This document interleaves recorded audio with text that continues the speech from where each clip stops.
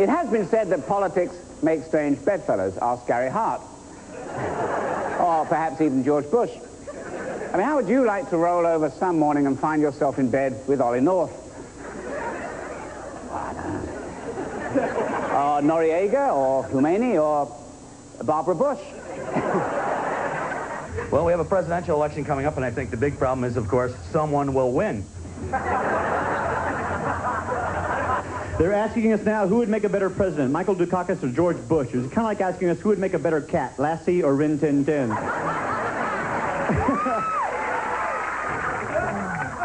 a bizarre year in politics. Gary Hart, he cheated on his wife, well then he can't be the president.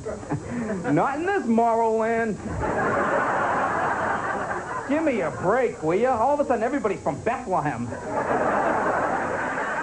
I don't get it, man. Since I've been old enough to vote, we have elected Nixon twice, Carter once, and Reagan twice. I think that just goes to prove people my age should not be allowed to vote. And Reagan wants to change the 22nd Amendment so he can run again, and we can have Ron for... Doesn't it seem like he's always been the president? It's like Kennedy got shot, then there was Reagan. It's like there's nothing in between. Well, Reagan was charming. He was. No matter what you think of his policies, you gotta admire his ability not to get involved in them. One thing I can say about Ronald Reagan, he's the best dancer in America because every time he goes from the White House to the helicopter, reporters always yell questions at him. He pretends he can't hear. He pretends he's late. He does that Reagan dance that he does.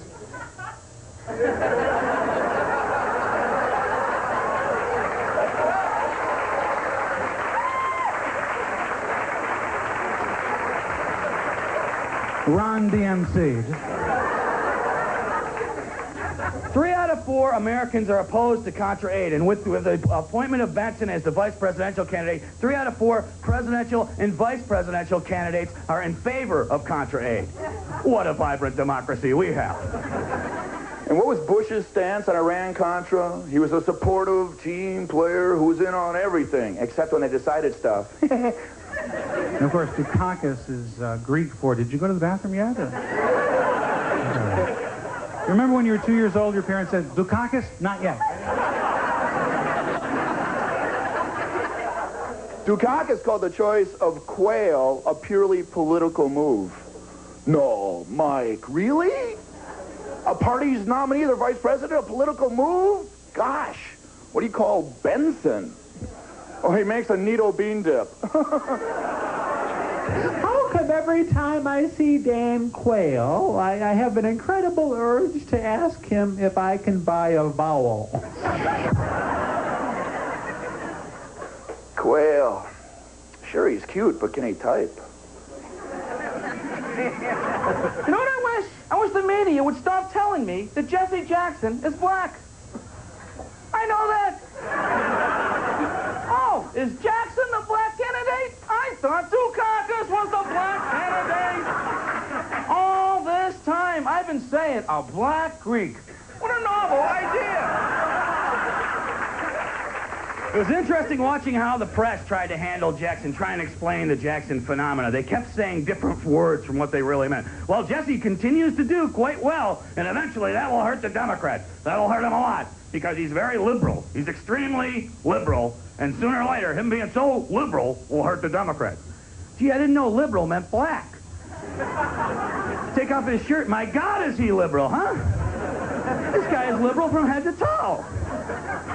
They're all trying to figure out what he wants. What does Jesse want? What does he want? Well, he's been to 50 states. He gave a zillion speeches. He shook zillions of hands. He was in 55 debates. You don't suppose he wants the nomination, do you? Of course not. He's too liberal. Someone tell the media race has nothing to do with leadership. It doesn't matter if the president is black. It doesn't matter if the president is white. It does not matter what color the president is. Just give us a leader. Good, effective leadership. That's all we want. Somebody who does not trade arms for hostages. Simple things. Reagan doesn't remember whether or not he sold guns to Iran. How can you not remember selling guns to people that hate us? Okay, here's a little tip. In the future, right?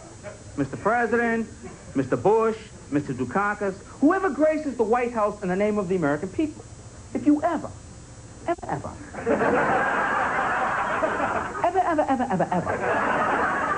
sell guns to people that hate us, jot it down.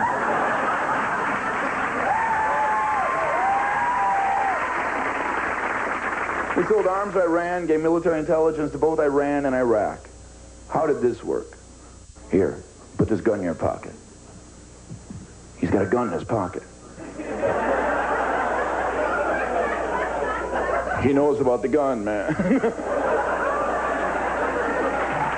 Well, Dukakis doesn't like the Republicans because of the budget deficit. But that's not fair. What is it, 200 billion?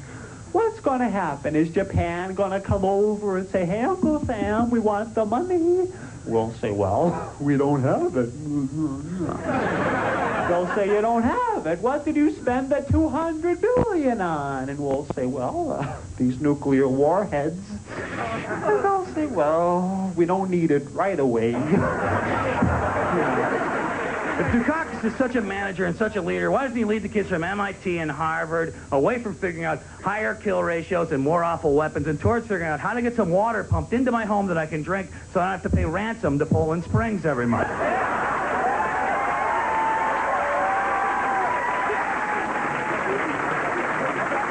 Our country's making nuclear weapons like there's no tomorrow. And I think we have to protect ourselves from the Soviet Union. The Soviet Union is a very weird combination of evil and incompetence, kind of like the post office with tanks. You know what they're doing with your taxes? They're spending your money, hundreds of billions of dollars, on defense. To defend us from the Russians, the Nicaraguans, the Libyans, the Iranians. When's the last time a Russian broke in your car and stole your stereo, huh? I'm not worried about Russians, all right? I'm worried about Americans. You gonna defend me? Defend me from Americans. Get my butt back from Burger King alive, okay? That's what I'm worried about here. I'm mad at the Russians because I read they're beating us in a race to put a man on Mars because we're sissies and we're limiting ourselves with the extra technical burden of bringing the guy back again.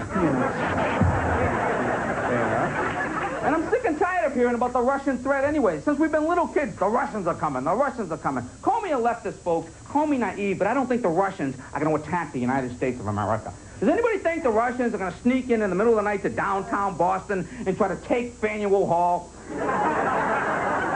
Don't be ridiculous. Where are they going to park? I do a lot of traveling. I was in California 6 months ago. I was just over there.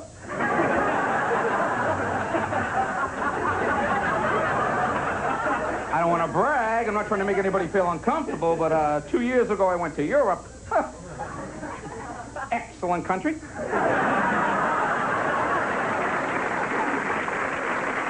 I was in Nicaragua a couple weeks ago, and I feel very grateful to live in this country. We have a lot of things in this country that a lot of us just take for granted, myself included. For instance, the post office recently raised the price of a stamp from 22 to 25 cents.